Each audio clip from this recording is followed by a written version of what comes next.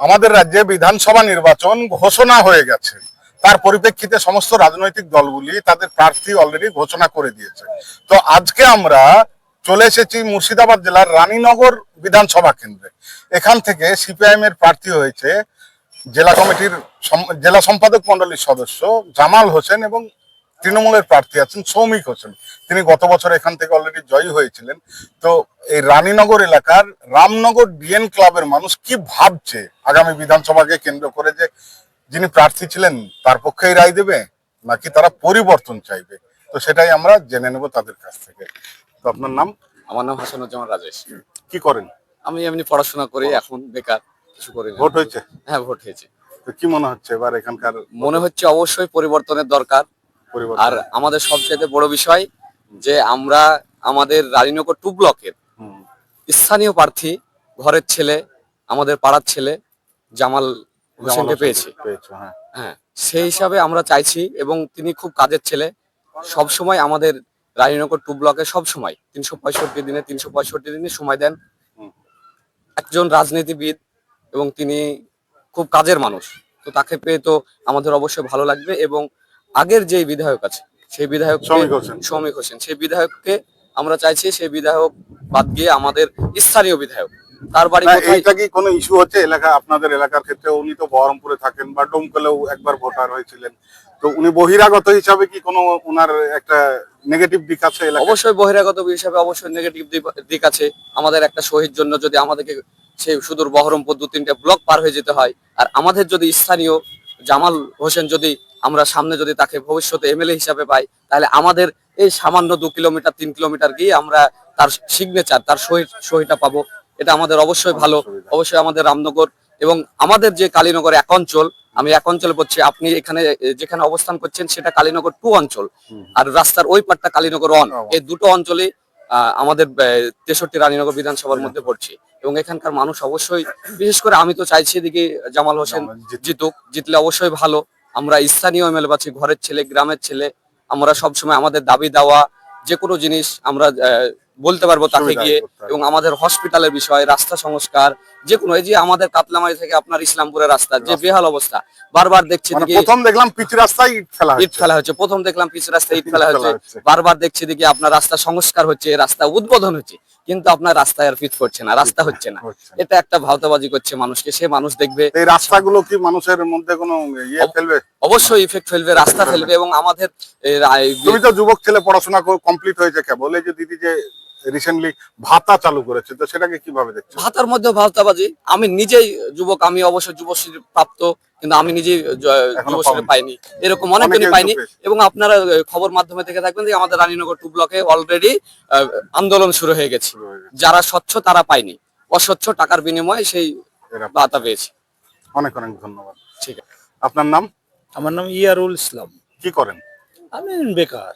বেকার? এই বয়সে বেকার? যাই হোক, তো বলছি সামনে তো বিধানসভা নির্বাচন, তো আপনাদের রানীনগরের বাসিন্দা হিসেবে আপনি কি ভাবছেন, যে পরিবর্তন না প্রত্যাবর্তন? হ্যাঁ, আমাদের রায়নগর 63 আমাদের বিধানসভা। আমাদের যে নতুন প্রার্থী, এইদিকে সে ওনার নাম হচ্ছে জামাল হোসেন। জামাল হোসেন সিপিএম এর প্রার্থী। সিপিআইএম।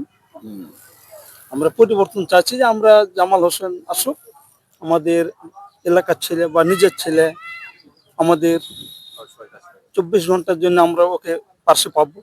আগের যে প্রার্থী ছিল আপনার সৌমিক হোসেন, সে তো বলছে রানীনগরকে নাকি সাজিয়ে দিয়েছে। না, অসম্ভব কথা। কোথায় পাবে? তাই পুরোটাই ভাওতাবাজি? হ্যাঁ, পুরোটাই ভাওতাবাজি, ও চলবে না। তা আপনি তো একজন অনেকটাই সিনিয়র, সেই সিনিয়রও না কিন্তু একটু সাধারণত সিনিয়র। হ্যাঁ, আমাদের বয়স হয়েছে। তো জামাল হোসেন তো স্থানীয় প্রার্থী, আর উনি হচ্ছে বহিরাগত। তো সাধারণ মানুষের মধ্যে কি এর কোনো প্রতিক্রিয়া পড়ছে? আমি যতটুকু এলাকায় দেখছি তাতে পরিবর্তনের একটা আছে। পরিবর্তন মানুষ চাইছে, মানুষ চাইছে। জামাল হোসেনই মনে হয় চলে আসতে পারে, চলে আসছে। অনেক অনেক ধন্যবাদ। আমার নাম হাসিবুল ইসলাম শেখ। কি করো? বেকার। বেকার? বেকার। ভোট হয়েছে তোমার? ভোট হয়েছে। ওইদিকে দেখো, ভোট হয়েছে না? ভোট হয়েছে। কিছু পড়াশোনা কতদূর? পড়াশোনা 8 পর্যন্ত পড়েছি। তো এমনি বাইরে কাজকর্ম কিছু করো না? বাইরে কাজকর্ম কিছু করি না, একটা চায়ের দোকান আছে, ওটাই চালাই, আব্বার দোকান দেখাশোনা তোমার করি। তোমার আব্বার চাইতো। তো এবার কি মনে হচ্ছে বিধানসভা ভোটে? এবারে প্রথম ভোট না এর আগে ভোট দিয়েছে? এর আগে 23 সালে ভোট দিয়েছি, 23 পঞ্চায়েত সালে। ভোট দিয়েছি, তারপর লোকসভা ভোট লোকসভা দিয়েছে, ভোট দিয়েছি, এবার দেবো। এবার এবার তৃতীয়বার। তো তৃতীয়বার কি করবা? পরিবর্তন চাইছো? যিনি আছেন তার জন্য তাকে সেই তাদেরকে চাইছো না আবার নতুন কোনো মুখ? নতুন কোন মুখ। আমরা আমরা যেই পার্টি আমরা সিপিএম করি, সিপিএম কে ভালোবাসি। হুম। তৃণমূল কি করেছে? ওরা রাস্তায় পিচ রাস্তাকে মেরামত করলে পিচ লাগবে, হুম। তো কি করছে, ইট বালু ইট দিয়ে বালু দিয়ে। করছে। তার আগে তোমাকে একটা জিজ্ঞেস করি যে এই রানীনগরে বিশেষ করে পঞ্চায়েতের পর থেকে তোমাদের এলাকায় প্রচুর সন্ত্রাস হয়েছে। তো এইভাবে তুমি একটা এত অল্প বয়স্ক কেবল দাড়ি গোপ গজাচ্ছে, তুমি সামনাসামনি মিডিয়ার সামনে বলছো তুমি সিপিএম করো, সিপিএম কে ভালোবাসো, তো এই সাহসটা পাচ্ছ কোথা সাহস থেকে? কি? নিজের সততালিয়া চললে এমনি সাহস অটোমেটিক বাড়ে। হুম, সততা, সততা। ভালোবাসা জিনিসটা আলাদা। আচ্ছা, তো যারা তৃণমূল করে তারা কি সৎ নয়? সেই শত আছে, সব রকমের লোক আছে, ভালো খারাপ নিয়ে সব রকমই আছে। সব রকমই আছে। তো এবার চাইছো যে পরিবর্তন হোক? পরিবর্তন হোক চাই। আমাদের আমাদের যেই ই যে দাঁড়াইছে, সে তো আমাদের ঘরে ছিল, শেখপাড়া, জামাল হোসেন। জামাল হোসেন, শেখপাড়ায় বাড়ি।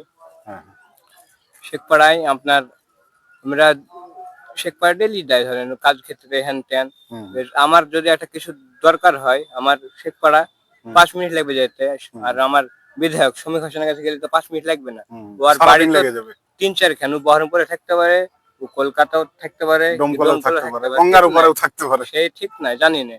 নির্দিষ্ট কোনো না, ঠিকানা নেই। ঠিকানা নাই। সেই কারণে চাইছো বাইরে। পরিবর্তন, স্থানীয় হ্যাঁ, যাতে হোক। মানুষ বিধায়ক হোক, হ্যাঁ, দেখা কাছের যাক। ছেলে। মানুষ দেখা যাক, মানুষ এখন খারাপটা চায় কি ভালোটা চায়, ভালো। সেই মানুষ যেটা রাইট বেশি দেয়। অনেক অনেক ধন্যবাদ। আপনার নাম? জাকারিয়া ইসলাম। তো সামনে তো বিধানসভা নির্বাচন অলরেডি ঘোষণা হয়ে গেছে। তো আপনাদের রানীনগরেও সব সব রাজনৈতিক দলের প্রার্থী ঘোষণা এখনো হয়নি। সিপিএম আর হচ্ছে তৃণমূলের ঘোষণা হয়েছে। তৃণমূলের তো অলরেডি রানিং এমএলএ ছিল আর শ্রমিক হোসেন, আর সিপিএম এর হয়েছে জামাল হোসেন। এখনো কংগ্রেস ঘোষণা করেনি। তো কি মনে হচ্ছে আপনাদের এখানে কি পরিবর্তন হবে না প্রত্যাবর্তন? সেটা জনগণের রায়। ঠিক আছে? আপনি কি মনে করছেন? আমার মনে হচ্ছে কি যে বিগত 5 বছর শ্রমিক হোসেন যে উন্নয়ন করেছে, সে উন্নয়নের প্রতি করে পরিবর্তন হওয়া দরকার। কে জন্য দরকার? কোথাও সুস্থ হবে, রাস্তাঘাট পরিবর্তন হয়নি, ঠিক আছে, হয়তো শিলান্যাস হয়েছে কিন্তু কাজ হয়নি, আচ্ছা, এরকম অনেক পড়ে আছে। আর দেশের ছেলে একটা, তো ওর বাড়ি হচ্ছে বহরমপুর, শ্রমিক হোসেন। শ্রমিক হোসেনের স্থানীয় ছেলে যেতে একটা ক্যান্ডিডেট হয়েছে 63 আমাদের জামাল হোসেন, এমনি খুব ভালো ছেলে। হুম, হ্যাঁ, আমাদের প্রতিবেশী বাজার হিসাবে বা চলাফেরা নৈতিক দিক থেকে খুব ভালো ছেলে। আশা করি 100% জামাল হোসেন থেকে সমর্থন মানুষ করবে। হুম, হুম। তবে শাসক দলের ক্ষমতা বলা যাচ্ছে না, জনগণ রায় দেয়। না, শ্রমিক হোসেন তো সবসময় বলে যে প্রচুর কাজ করেছে, রানীনগর বিধানসভাকে কাজ একদম করেছে, সাজিয়ে serious দিয়েছে। ভোটিং টাইমিয়েছে, কিন্তু রাস্তার কাজটা হয়নি, রাস্তার কাজ হয়নি, না, হসপিটাল স্কুলটা হয়নি। হয়নি। হসপিটাল তো আসছে, একটা হসপিটাল তো উন্নয়ন নাই, যে ওষুধ পাওয়া যায় না, কিভাবে? হুম, হুম, হুম, এটা হয়েছে। এইটা হয়েছে। লাইট জ্বলছে, লাইটে দুটো লাইট জ্বলছে, একটা লাইট অফ হয়ে গেছে। চলাই যাও। ক্ষমতা মেলাতে কি এগুলা উন্নয়ন, এগুলা উন্নয়ন বলে? হ্যাঁ, স্কুল নাই, শুধু বড় বড় হোর্ডিং ব্যানারে বড় বড় হোর্ডিং ব্যানার, এটা তো উন্নয়নের মধ্যে পড়ছে না। হুম, এই তো ব্যাপার। আর কি বলবো, কি বলার আছে? জনগণের রায় যেটা দেয়, সবাই অধিকার আছে দাঁড়ানোর, যে বিভিন্ন বিভিন্ন জায়গা থেকে সে দাঁড়াতে পারে, বলতে পারে, মানুষ ভাববে কি করবে না করবে। তো উন্নয়ন দরকার, উন্নয়নের জন্য পরিবর্তন দরকার, আর পরিবর্তন না হলে উন্নয়ন হবে না। পরিবর্তন না হলে উন্নয়ন হবে না। আজ বহরমপুর এখানে ইসলামপুর থেকে আসে রাস্তাতে, মানে গাড়িতে এমন হচ্ছে কি যে ধুলো উড়ে, মানে গাড়িটা নষ্ট হয়ে চোখ যাচ্ছে। একদমই চোখ নষ্ট হচ্ছে, হ্যাঁ, ট্যাক্স লাগছে, কি লাগছে, কি উন্নয়ন?